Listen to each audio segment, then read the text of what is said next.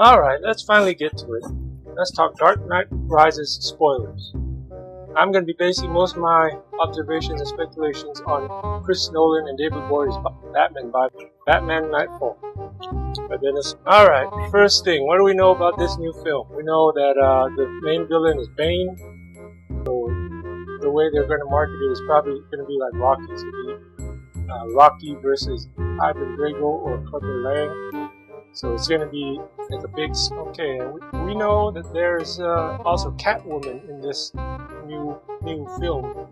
And she's being played by Anne Hathaway. But she will probably only be referred to as Selina because in Nolan's realistic universe, you can't have two costume vigilantes, otherwise it would seem silly. Probably by the end, she's going to help Batman out. That's to contrast with the twist that what's-her-face is actually Talia al Ghul. And who is John Blake, played by Joseph Gordon-Levitt? Pretty much what we know so far is it's a minor character, a minor role. He's a beat cop, he's an honest beat cop. But if you've ever seen other David Goyer films, pretty much the Blade films, he always sets up some kind of mole, some kind of young sidekick to the main hero. So my theory is John Blake is actually a mole for the League of Shadows, which is probably either John Blake is the mole, he'll betray Batman and reveal his location to Bane, or pretty much he's the mole, he'll reveal himself to Batman and Bane will, break his neck or something like that. Or he is actually the good guy, set to replace Commissioner Gordon. He represents youth, the future, heck, he could even be donning the Batsuit by the end of the film, because, the way it's written and according to source material, Batman gets his back broken or he's permanently paralyzed or something like that. And, it would leave it open for future sequels. And, Nolan has already confirmed that he wants to take over the future franchise of Batman. Alright, big question. People really want to know. Does Bruce Wayne die? Does Batman die? Pretty much we know from the source material, the comics, that Bane injures Batman's back. He doesn't paralyze him completely, but he injures it enough that pretty much Batman's put out of commission for a while until he recuperates, and then he comes back and kicks Azrael's butt, and then, because Azrael already beat Bane's butt up, so it's kind of like that Dracula thing. You beat the guy who beats the guy, then you defeat the other guy, something like that. Enemies in it, but pretty much, do you think Batman's gonna die? Well, my theory is that Bruce Wayne might die, and because if Bruce Wayne dies, then he can go on and be Batman forever. He can pretty much be Batman for the rest of his life, or he could become like the new Ra's al Ghul. He just sit in the dark cave brooding all the time, and it might leave it open for Batman Beyond, because Bruce Wayne might die, but Batman will rise. He will rise. I mean, there has to be a reason why the Dark Knight rises. Because either he dies and he rises, or Bruce gets his back broken and John Blake puts on the suit and rises. I mean, there's a lot of theories out there, but now what's with this Batwing? I think it has a lot to do with selling toys. If this thing transforms into a submarine, just don't be surprised. I mean, this is what Warner Brothers does to sell toys. The Batwing is some kind of hovercraft, or it's a Batcopter. People originally speculated that it had propellers on there, but it could transform into a Bat Mecha or something. I mean, just don't be surprised. That's how you sell toys. Alright, here's my unique, special speculation. I think Bane is gonna have a damaged face, just like a Terminator or like Darth Vader.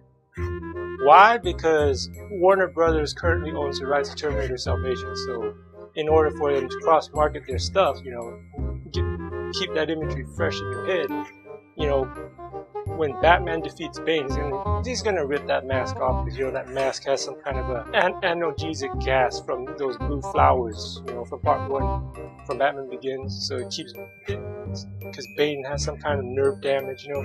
So once Batman takes the mask off, you know, you're gonna see like he's got fire damage or something, you know, because the theory is that Bane rescued Raz's wife from a stake, burning at the stake because she's a gypsy or something like that. If that's true, then yeah, Bane will have some kind of facial damage, and that's why he needs the mask, because he has all sorts of nerve damage or some kind of thing like that. So yeah, Bane the Terminator.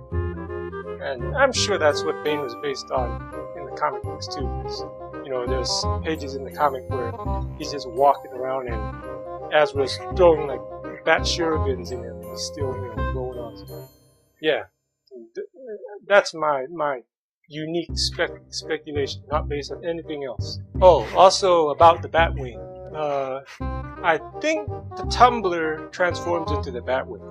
You know, just like how shock and awe it was when the Batpod emerged from the Batwing. I mean, it's the same thing for Batman Returns, where the bat missile came from it. You know, so maybe in Dark Knight Rises, Batman's getting away in the Bat Tumbler on the rooftop, and then it goes over the rooftop, and you think, oh no, right? And the next thing you know, it transforms, and it becomes the Batwing. I mean, it's not a big surprise. I mean, you gotta sell toys.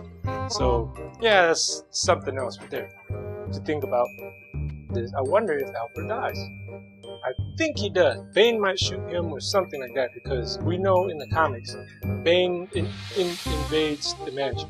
He just pretty much tears it up, and he finds the Batcave and all that stuff. So Alfred's probably gonna try to put up a fight.